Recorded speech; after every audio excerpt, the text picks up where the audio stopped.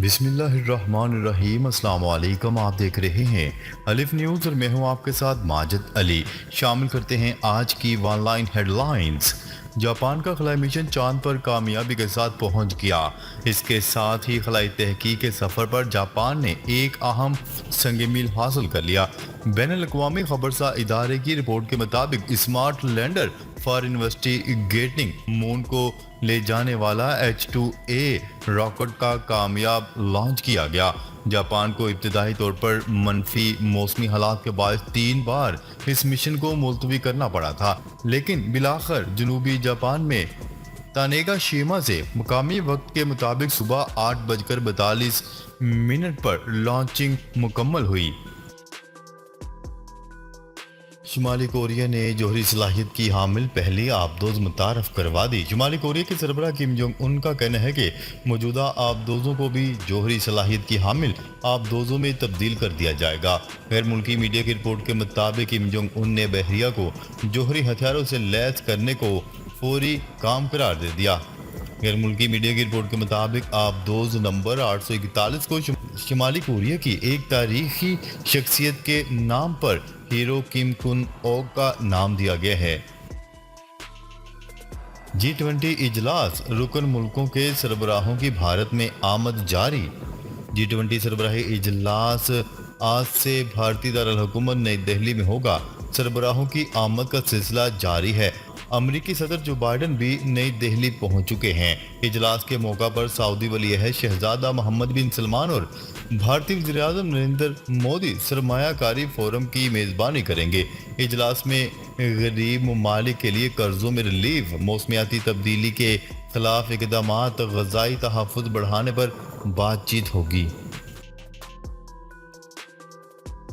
Dubai سے اڑان بھرنے والا ہیلی کاپٹر سمندر میں گر کر تباہ، پائلٹ لاپتہ۔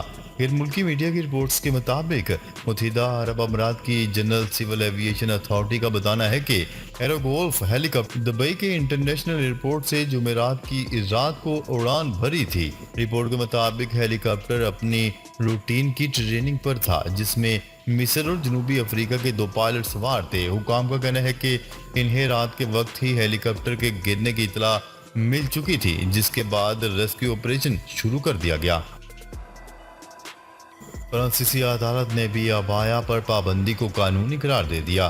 فرانس کے اسکولوں میں عبایا پر پابندی کو مسلم کمیونٹی کی جانب سے عدالت میں چیلنج کیا گیا تھا، تاہم عدالت نے فیصلہ حکومت کے حق میں دیتے ہوئے عبایا پر پابندی کو برقرار رکھا ہے۔ عالمی خبرساز ادارے کی رپورٹ کے مطابق فرانس کی سپریم کورٹ میں ہونے والی سماعت میں مسلم کمیونٹی کے وکلاء نے حکومت کے اسکولوں میں عبایا پر پابندی پر حکم امتناع کی درخواست کی تھی۔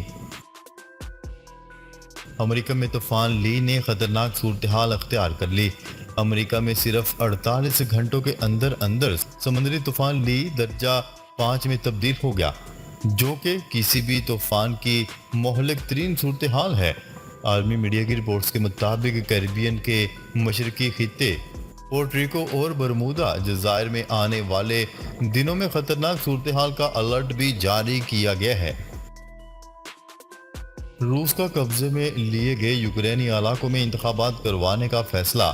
روس یوکرین کے مقبوضہ حصوں میں رواں ہفتے کے آخر میں بلدیاتی انتخابات کروانے جا رہا ہے، جس کا مقصد ان علاقوں پر اپنی گرفت مضبوط کرنا ہے۔ عالمی میڈیا کی رپورٹس کے مطابق یوکرین کے علاقے ڈونسٹیک، لوہانسک، خیرسون اور زیپوریزیا میں روس کی جانب سے تعینات شدہ قانون سازوں کے لیے ووٹنگ پہلے ہی شروع ہو چکی ہے، جو اتوار کو ختم ہوگی۔ سعودی وزیر دفاع کی فرانسیسی ہم منصب سے ملاقات، فوجی تعاون بڑھانے پر تبادلہ خیال۔ سعودی وزیر دفاع شہزادہ خالد بن سلمان بن عبدالعزیز سے ریاض میں فرانس کے مسلح افواج کے وزیر نے ملاقات کی۔ فرانسیسی وزیر کی آمد پر ان کا پرجوش طریقے سے استقبال کیا گیا اور باہمی دلچسپی کے امور پر تبادلہ خیال کیا گیا۔ ملاقات میں 2 طرفہ تعلقات میں مزید اضافے پر گفتگو کی گئی۔ ایپل کو 2 دن میں $190 ارب کا نقصان۔ چین کی جانب سے عائد کردہ پابندیوں سے ایپل کو 2 دن میں $190 ارب کا نقصان اٹھانا پڑا ہے۔ رپورٹ کے مطابق چین کی جانب سے 6 ستمبر کو سرکاری ملازمین کو دفاتر میں آئی فونز اور دیگر غیر ملکی ڈیوائسز کے استعمال سے روکنے کا اعلان کیا گیا تھا۔ اس پابندی کے نتیجے میں ایپل کی مارکیٹ ویلیو میں 2 روز کے دوران 3% کمی آئی ہے۔ مارکیٹ ویلیو میں کمی کے باعث کمپنی کو اب تک $190 ارب کا بڑا نقصان ہو چکا ہے۔ چین کی جانب سے اس پابندی کو حکومت کے زیر تحت اداروں اور کمپنیوں تک توسیع دی جا رہی ہے، جس سے ایپل کو بدترین مالی نقصان کا سامنا ہوا۔ ایک ہفتے کے دوران 4 سیارچے زمین کے قریب سے گزریں گے۔ امریکی خلائی ادارے ناسا کا کہنا ہے کہ ایک ہفتے کے دوران 4 سیارچے زمین کے قریب سے گزرے گئے، تاہم اس سے زمین کو کوئی خطرہ نہیں۔ غیر ملکی خبرساں ایجنسی کی رپورٹ کے مطابق ناسا کے سیارچوں کی نگرانی کرنے والے ڈیش بورڈ کے مطابق 2 سیارچے 8 ستمبر کو زمین کے قریب سے گزریں گے۔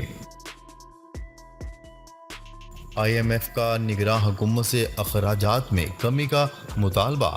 آئی ایم ایف نے نگراں حکومت سے اسٹینڈ بائی پروگرام کی شرائط پر عمل درآمد کا مطالبہ کر دیا، جن میں اخراجات میں کمی، اداروں کی نجکاری اور 203 سرکاری کمپنیوں کو منسٹریز سے نکال کر وزارت خزانہ کے ماتحت کرنا شامل ہیں۔ کاروبار کے اختتام پر ڈالر $302.95 کا ہو گیا۔ انٹر بینک میں ڈالر $302.95 پر بند ہوا۔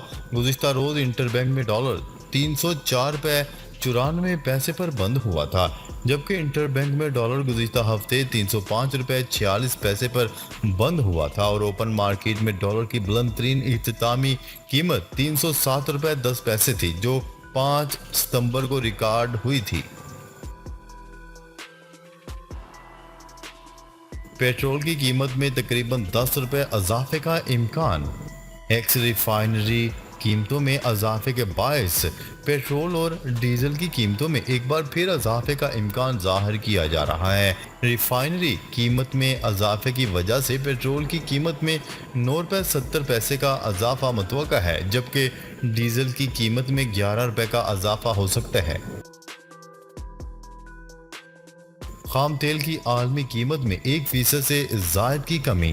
عالمی مارکیٹ میں خام تیل کی قیمتیں 1% سے زائد تک گر گئی ہیں۔ عالمی میڈیا کی رپورٹس کے مطابق خام تیل کے سودے 1.11% کی کمی کے ساتھ $89.80 فی بیرل پر ہوئے۔ دوسری طرف امریکی خام تیل کے سودے 1.14% کی کمی کے ساتھ $86.54 فی بیرل پر ہوئے۔